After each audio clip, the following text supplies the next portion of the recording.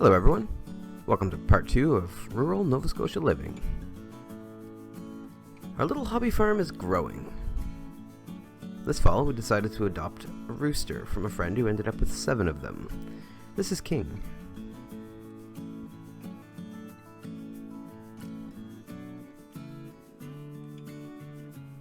He's a huge, older black Australorp mix, but his genetic lineage is a bit unknown to us.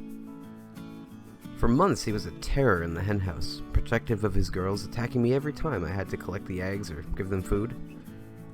He was, for a while, the meanest rooster I've ever dealt with. And I made many remarks about the stew pot.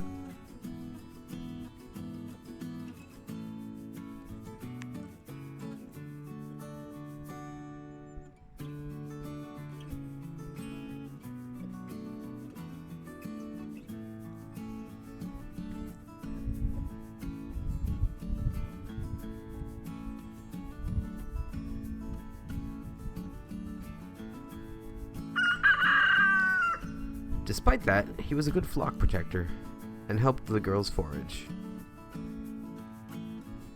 This spring we incubated some of the eggs, and while not all of the eggs were fertile, we were able to hatch one.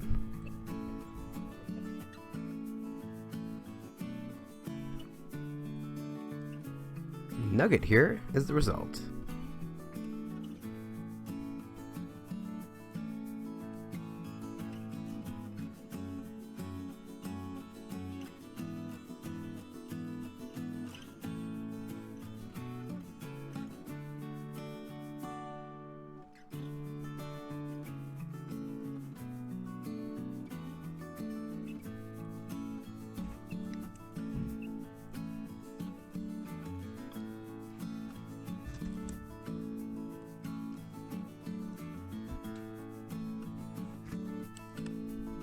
Initially alone, we doted on her every day to make sure she wasn't bored. When she was a little over a week old, however, she got company.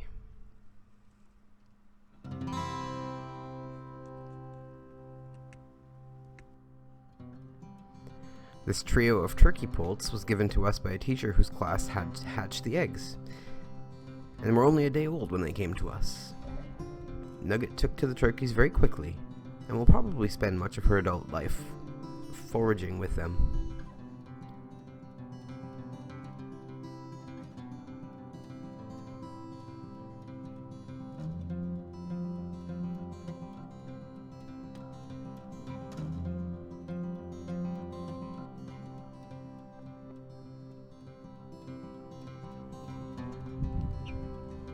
They certainly grow up fast.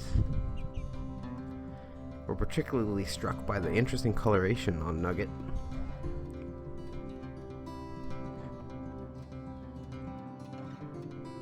Earlier this spring, we also adopted a pair of rescue roosters from the Hope for Wildlife Rehab Center. This is Goldie, and we have no idea what kind of breed he is. If you know, let me know. He's not a typical farm breed, but rather a gamecock, likely previously destined for an illegal fighting pit. At first, he was a bit aloof, preferring to be off by himself and perching far from the others.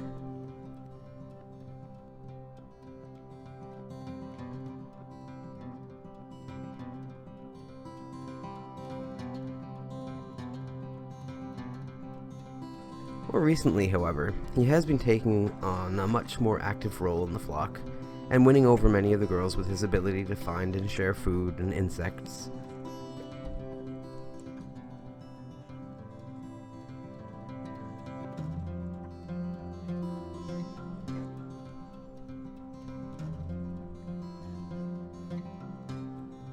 He's also by far the most colorful rooster in the flock.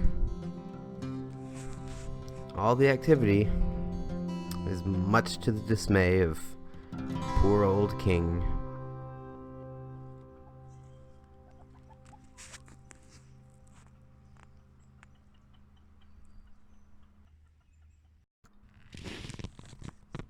The other rooster is Lothario, who immediately began his quest to dethrone King the moment he arrived.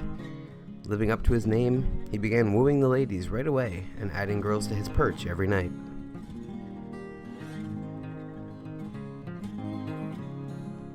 After the new roosters arrive, King's demeanor completely changed.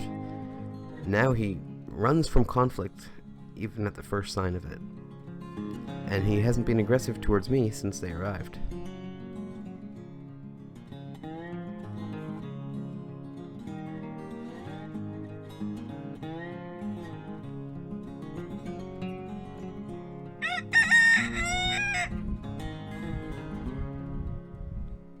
With all the new roosters, the result are these 3 darker chicks on the left.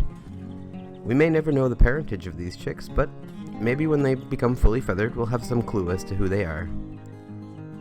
Among them are 6 Colombian rocks and 2 buff Orpingtons, which I ordered from the farm store, bringing our chicken total to 21, including the roosters.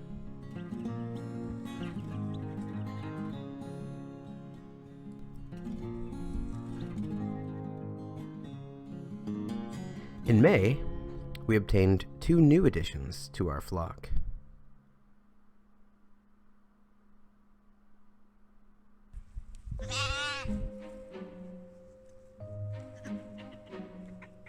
This is Hamilton and Eliza. They were initially given to us to foster for a few months while they needed to be bottle fed.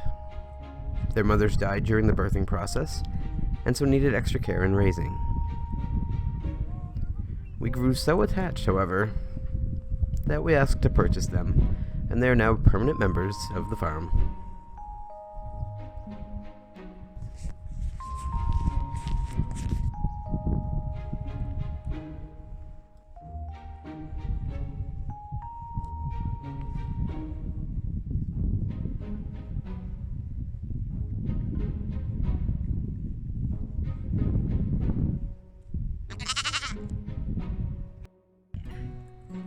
We keep them tethered so they can free range and eat the weeds. And they're very enjoyable to hang out with. Very cuddly. They love people.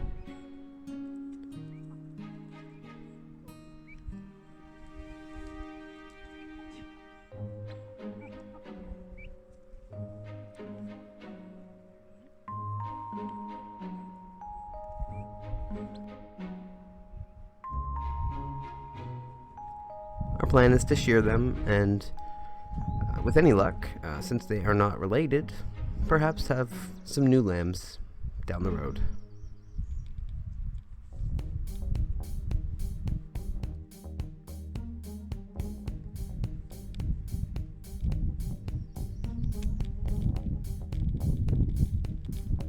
Like all the other creatures, they grow up very quickly.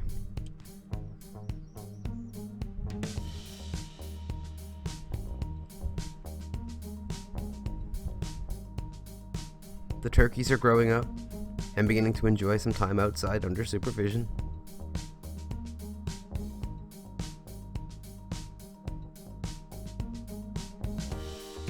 They're still cute now, but that won't last for too much longer.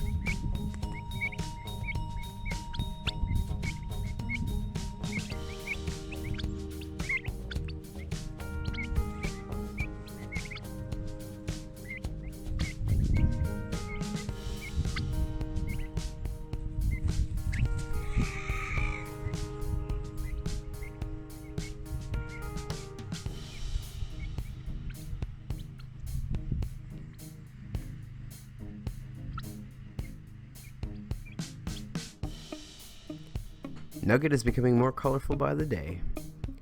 Certainly easy to distinguish from her flockmates.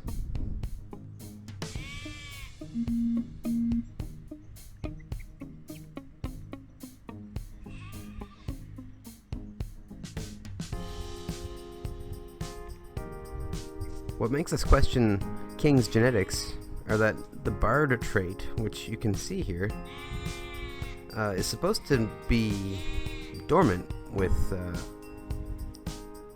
an Australorp rooster and a barred rock. But here they are. Sarah and I are having a wonderful time raising these critters, and looking forward to continuing the trend for years to come.